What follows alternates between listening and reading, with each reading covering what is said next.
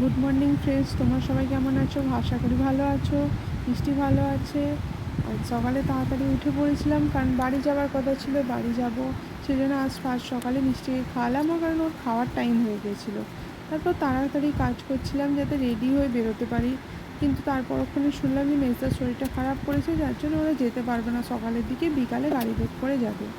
তখন ভাবলাম যে কিছু তো কাজ করে নিতে হবে, তাহলে মিষ্টিকে আমি ভেবেছিলাম বাড়িতে এসে খাওয়াবো, কিন্তু তারপর দেখলাম যে বাড়িতে তো যাওয়া হচ্ছে না, তাহলে তো করতেই হবে কাজ।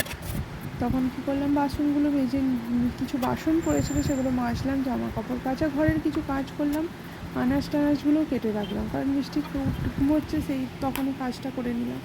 আনাজ টানাজ কেটে পরিষ্কার টরিষ্কার করে রান্না বসিয়ে দেবো। তো মিষ্টি পিয়ার সময় শুনেছি, পিয়াকেও মিষ্টি খুব প্রচণ্ড ভালোবাসে। পিয়া হচ্ছে ওর দিদি, আমার ছোটদার মেয়ে। ও সবসময় পিয়ার কাছে থাকতে পছন্দ করে, আর পিয়া ওকে খুব ভীষণ ভালোবাসে।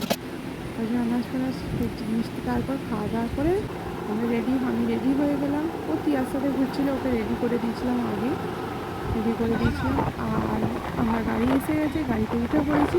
তখন বাজে 6টা থেকে আমরা গাড়িতে উঠে এলাম, পৌঁছালাম তখন 8টা সাড়ে 8টা।